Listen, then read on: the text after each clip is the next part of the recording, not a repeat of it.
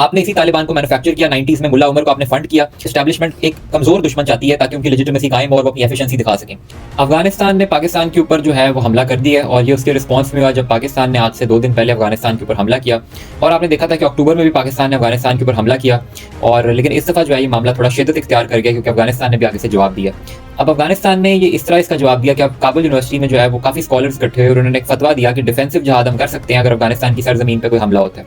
पहले काफी जो तज्जियाकार है वो समझ रहे थे कि शायद ये जो फतवा है ये टीटीपी की तरफ इसको एम किया गया है कि ऑफेंसिव जहाज जो है वो हमने नहीं करनी चाहिए क्योंकि वो पाकिस्तान की सरजमीन में आके हमले करते हैं और सिर्फ डिफेंसिव जहाज की ही इजाजत है। लेकिन आपने देखा कि अफगानिस्तान ने पाकिस्तान के ऊपर हमला कर दिया। अब इस टाइम आपको पता है कि इंडिया और अफगानिस्तान की डिप्लोमेटिक रिलेशन कायम हो चुके हैं और जनवरी में जो इंडिया में एम्बेसी अफगानिस्तान की वो भी ऑपरेशनल हो गई थी।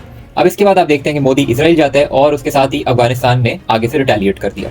अब पाकिस्तान के कुछ क्लेम्स थे और वो ये थे कि जो वाकई रजीम है वो टीटीपी को जो है वो लॉजिस्टिकल सपोर्ट भी दे रही है और पनाह भी दे रही है, जबकि तालिबान रजीम का कहना था कि वो खुद टीटीपी को कन्फ्रंट नहीं कर सकते क्योंकि अगर ऐसा हुआ तो टीटीपी जो है वो वहाँ पे खुद जो है वो अपनी इक़्तिदार में आना चाहती है और वो उनके रजीम के लिए जो है वो रिस्की होगा।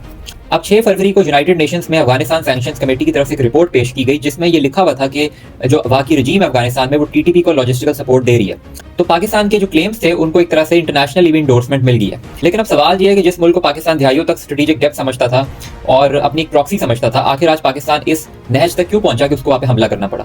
जब 2014 में 3000 से ऊपर अमवात हुई सिविलियंस की पाकिस्तान के अंदर, उस वक्त एपीएस का अटैक हुआ, बच्चों को वहां पे शहीद किया गया, तब पाकिस्तान की हुकूमत ने बॉर्डर क्रॉस करके कोई हमला नहीं किया। तो फिर आज ही क्यों किया गया। मैंने आपको गुज़िश्ता वीडियो में बताया था कि ट्रंप को बरग्राम एयरबेस भी चाहिए। रियलिज्म से इंस्पायर्ड एक थ्योरी है पॉलिटिक्स में, डाइवर्जनल थ्योरी, और ये हमें बताती है कि किस तरह जो है वो मुल्क की रजीम, मुल्क की हुकूमतें फॉरेन जो कॉन्फ्लिक्ट्स है वो इनिशिएट करती हैं ताकि जो उनकी आवाम है उनका ध्यान हटे इंटरनल जो इशूज बने हुए उससे।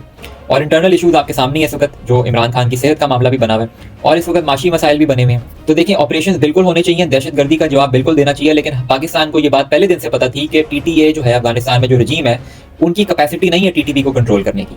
आज अगर आप जाके अफगानिस्तान में हमला कर रहे हैं तो वो पूरी पश्तून बेल्ट आपकी केपीके की भी जो है वो भी मुतासिर हो रही है, बलोचिस्तान में भी पश्तून पाए जाते हैं, एक एथनिक प्रॉब्लम भी खड़ी हो जाएगी, एक एथनिक इन्फेक्शन खड़ी हो जाएगी। अब इस वक्त काफी तज्जियाकार ये भी कह रहे हैं कि एस्टैब्लिशमेंट एक कमजोर दुश्मन चाहती है ताकि उनकी लेजिटिमेसी कायम और वो अपनी एफिशिएंसी दिखा सकें। तो मेरा ख्याल है कि चीजों को बहुत तरीके से लेकर चलने की जरूरत है और बिला वजह की दुश्मनियां डालने की जरूरत नहीं है। भारत के साथ भी आपका मसला बना हुआ है, उधर अगर आप वेस्टर्न फ्रंट पे भी प्रॉब्लम्स खड़ी हो जाएंगी तो ये पाकिस्तान के लिए कोई अच्छी खबर नहीं है। आपने इसी तालिबान को मैन्युफैक्चर किया, 90s में मुल्ला उमर को आपने फंड किया, आपने इसी तालिबान को सपोर्ट किया ताकि नॉर्दर्न अलायंस की हुकूमत अफगानिस्तान में ना आ सके क्योंकि वो प्रो इंडिया है। तो आज वही तालिबान आपके खिलाफ हो गया, दैट मींस आपकी पॉलिसीज में भी प्रॉब्लम है। आपने अफगानिस्तान से रिफ्यूजीज निकाले, आपने उधर फेंसिंग कर दी, आपको पता है कि लैंड लॉक कंट्री है, उनका ट्रेड है पाकिस्तान के थ्रू। तो ये पॉलिसीज भी हैं जिन पे हमें नजरसानी की जरूरत है। शुक्रिया।